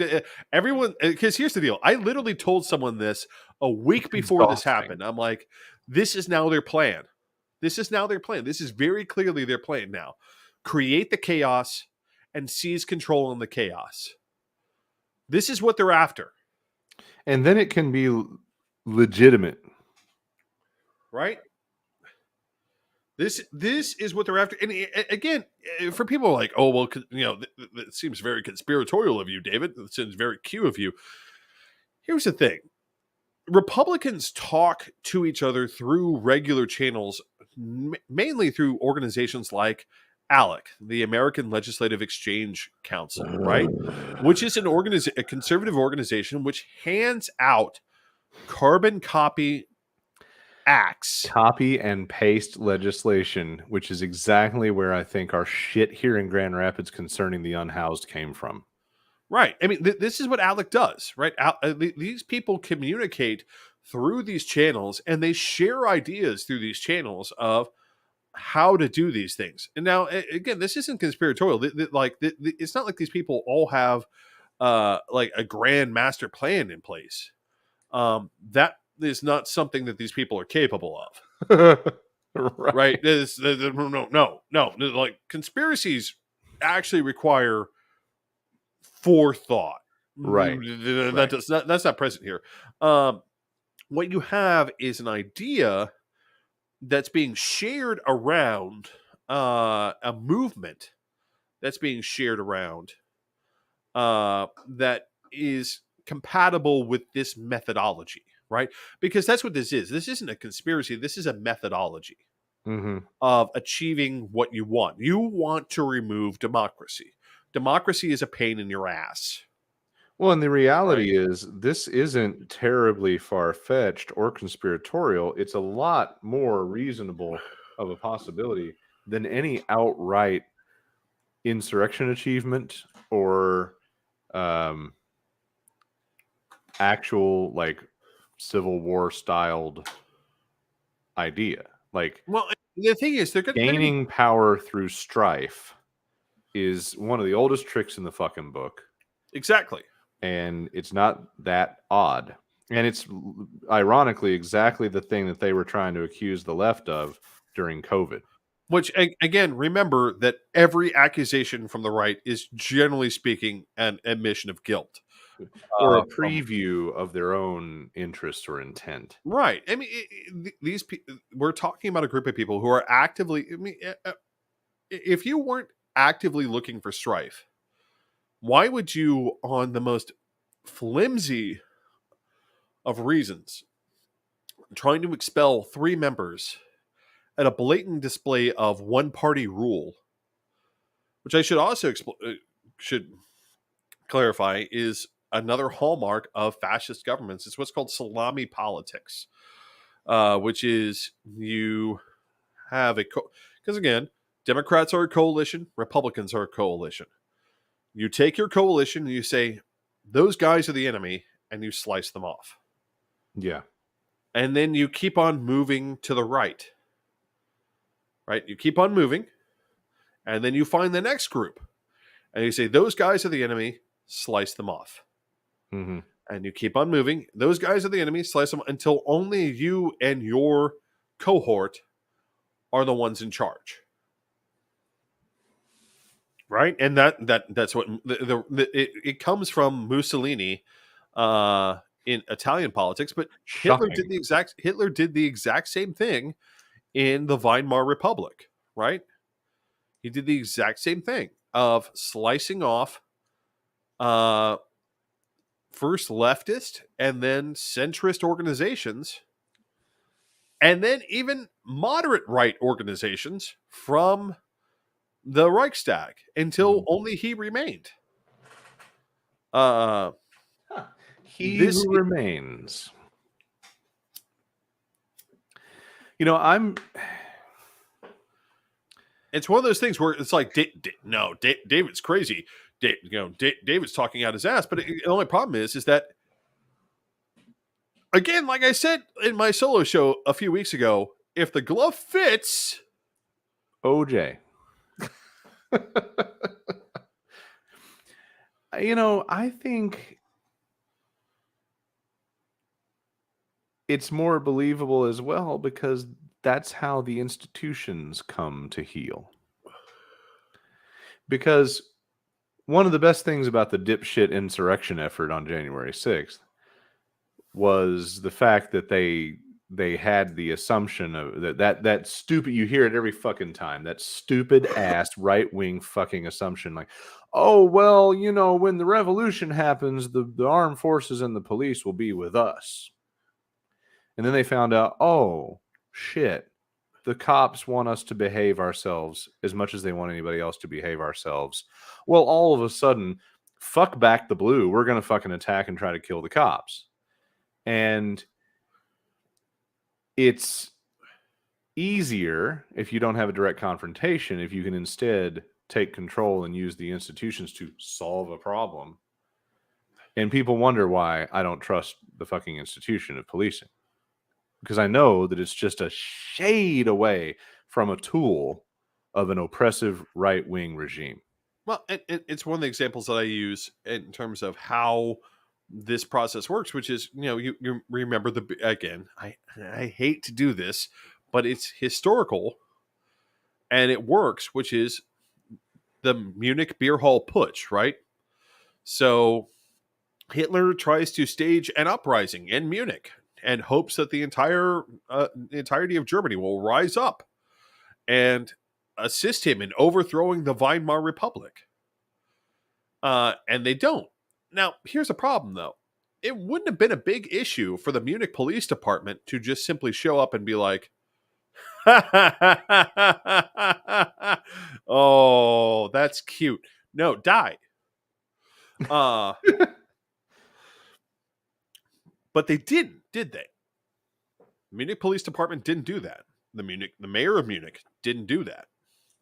It wasn't until the Weimar army, what existed of it, was like, hey, we heard there's an active anti-government rebellion in your city. We're coming in. You know, I'm not so sure about your cops. So here's the deal. I'm coming in shooting. Now, if your cops are in my way, yeah, that could be a bad story for you. So all of a sudden, the Munich Police Department was like, oh shit. Right. We're about to be greased. Yeah. So maybe we need to do something about this Hitler guy. And they did. You know, they got it sorted without the Weimar military showing up, and they arrested Hitler. And again, Hitler had a lot of rightist supporters in the government, though. And so somehow we go from, I staged a armed rebellion against the democratically elected government of my country, to you get 1 year in prison? Well, look at Trump. He's going to potentially, you know, walk off on really lightweight shit. Well, but here's the thing, though. I think one of the differences that they're trying to point out is that, No, he's not getting off light. This is not that sort of situation. But again, it's that sort of chaos that they're looking for. They're looking for Right. the deprivation of the rule of law. They're looking for a situation in which people continuously find themselves in a environment in which government no longer functions. Right. Right. If government was functioning right now, we in Tennessee, after this massacre of innocent people, where again people were armed and ready to resist a mass shooter, and it did nothing. It did nothing, right? They totally forgot that they were supposed to be John Wayne. Right? Funny that. I mean, we're relying on these people to be like, oh, okay, well, we're going to stop the school mass shootings. They're not. And I'm going to say something very impolitic right now. What? And possibly Us on this show? right. I honestly believe at this point, given the number of mass shootings, given how these plan out, and it was hearing Lambeth sit there and say, well, we care about the shootings in our districts. We care about these people. And then Pearson shooting back at him, where's your gun bill? Right. Yeah. From that whole line. I'm not going to whole line was horseshit. I'm not going to comment on their individual emotional ethic, but I will say this: at least from a political point of view, Republicans enjoy mass shootings. And I've said this on the show before, because one of the things that we constantly see after mass shootings is whatever gun was used skyrockets in popularity among conservative gun owners, right? And I've said this multiple times before, right? It skyrockets in popularity. Oh, it's going to get banned. No, you will have no fear that it's going to get banned. They're going to ban it. You all know it's not going to get banned. You all enjoy the fact that someone proved its lethality. You all they enjoy the chaos. They look forward to the chaos with the hopes that it will bring about the fall of the republic. Because in many ways, the idea of democratic governance, the idea of a functional plural democracy, a progressive democracy, a multi-ethnic democracy is threatening to a lot of these people. Yeah. Excuse me. They see their time coming to an end, their time of relevance and control coming to an end. Well, I mean, the problem is that they never had the control that they imagined. But I mean, to come back to the main thesis of this point, which is this is all part of a very simple plan: create chaos, violate the rules of democracy, and seize control in the aftermath. That's what they're looking for. And in states like Tennessee, where no one votes, quite literally, no one votes. Like 36% it's a perfect test ground for it.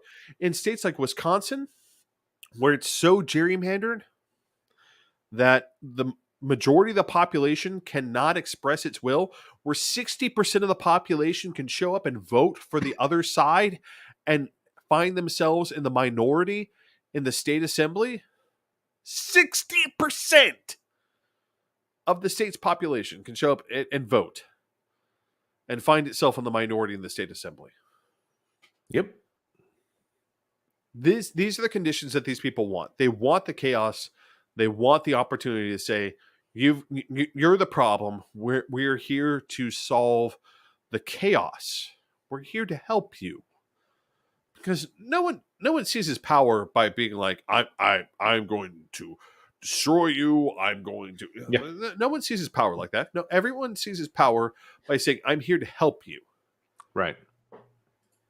From some sort of impossible situation or seemingly impossible situation. The problem is that right now the GOP is creating that impossible situation. They're creating the situations in which state legislatures violate the will of their own voters to destroy democracy And then when people push back and say no, then it's chaos. And when Marjorie Taylor Greene is up there calling for a new civil war, calling for the exclude, and again, these people are not smart. They will tell you exactly what they want. Well, They will tell you exactly what they want. And their path to a new civil war is very simple. Create the chaos, seize control, and invite their imagined weak enemy, that being the left or liberals or whatever they think it is, because it's a amorphous multitude of things and people. oh yeah, yeah. Well, they'll just kowtow and allow us to do it, and then we'll negotiate after. Yep. There's no forethought. The spinelessness prevails all the fucking time. That's why one of the biggest things you see me preaching all the time to leaders is guts. Show some guts. Have a But here's the spine. thing. I think if they actually pull this, if they were to actually do that, even Biden, who I do not necessarily am never fully convinced of the non-cardboardness nature of his spine. Even at that point, even Biden's spine is going to go steel-like. I would hope. No. I really need to see a crushing, like, military put down of some of these motherfuckers. Which is part of the thing I want to point out for those of you who might be worried about everything I've said. Like, the good news is this: the majority of military product is produced by cities. The majority of the military is produced by cities. The majority of all things is produced by cities. This idea of rural dominance of urban America is wildly out of step. Yes, and it is. you know what? If they actually do try and kick this off, which I think they actually want to, and I'll be honest, I think they're close to. I think they're far closer to it. I think that, and this is my prediction, because it was my prediction last week, that the Republicans were going to try and increase the chaos before this even happened, right? I'm going to give this prediction. Before or by the next election, the presidential election that's coming up, they will try and kick off something big. They will try and kick off the chaos. They will try and make their play. And I am very convinced at this point that the result will be a resounding backlash, hopefully the likes of which we haven't seen since Reconstruction. Because I'll be honest, like, one of the reasons I would argue that we're having this problem in the South is because Harrison wanted to win more than he loved the United States, and ended Reconstruction before the political climate of the South could be thoroughly reformed. And that the backlash is going to be pretty epic, hopefully. We'll see. But I do believe that they will try and kick something off by or just before the next election. Well, I would prefer not, but we'll see. I do find it interesting how the only language they speak, definitely not intellectual, definitely not thoughtful, always emotional, usually violent. It comes up so quickly that it is reasonable that these people are going to have their asses handed to them to learn the lesson that they need to learn. I would rather not. I would rather it all just peter out. But I'm not naive. Now, I might have a party that's naive, but I'm not. Try not to be. We'll see if the guts to try to be aware prevails, even without the guts for action. I mean, I think that at the end of the day, there's no contest, at least in terms of how we're looking at this and the consequences, right? Because these people are not MTG and Matt Gaetz and Senator Scott and even some arguably moderates like Lee out of Utah. They're not going to be content with just seceding from the Union. That's their story, right? But then again, if you look at the language and the story of the last time we had this very unfortunate conversation in the United States, or very fortunate, depending if you're a black person, yeah, that probably helped you out a lot more.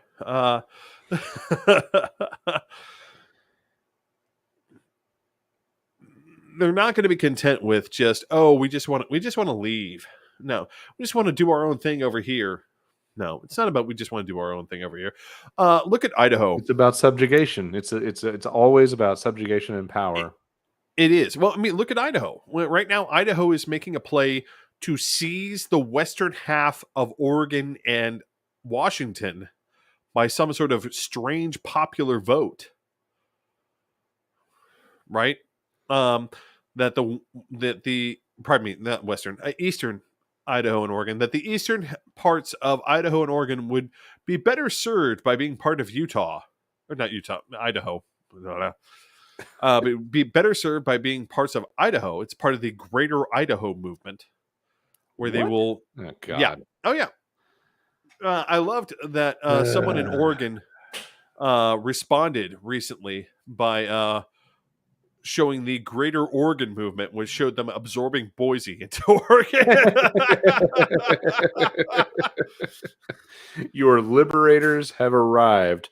Exactly. And let's go. Oh my God. Well, David, we've done it. We've thoroughly explored a couple of great topics and come in a reasonable amount of time. I don't know how it happened. Don't know how it happened. But here we are. We're approaching the 2-hour mark, which is usually our ceiling that we almost never manage to stay under. It's probably going to get worse before it gets better, but damn, am I optimistic about a couple of young black men in leadership roles tonight, and look forward to seeing them. There you go, Johnny. And John was here for the whole end of the show. I would say you should do this more often, but I don't want you to have the funk more often. Yeah. So let's avoid that part. Anyway, you know what? If you like what we do, tell somebody about it. Send them a link. Tell them to tune in. It doesn't pay any bills. Actually, it doesn't pay anything. In fact, we pay it. We pay for the streaming platform. We do this because of American patriotic duty and personal therapeutic fucking release and a chance to hang out. But it's really not a money-making scheme. It's just us being us, trying to do a little something to contribute something to the fucking noise, float some ideas out into space, and maybe do something that helps somewhere along the way, or at least inspires other people like us to actually have a pair. So, spread the word, hang out with us anytime, and always feel free to join us on a Thursday or whatever we change. We're going to work on some changes depending on, David might have some schedule changes. Yeah, I gotta go find a new job. We'll see how it goes. But you can find us, brewingcontroversy.com if nothing else. And with that, it's time to go. It's time, ladies and gentlemen, as always, we wish you good night, good evening, and good luck.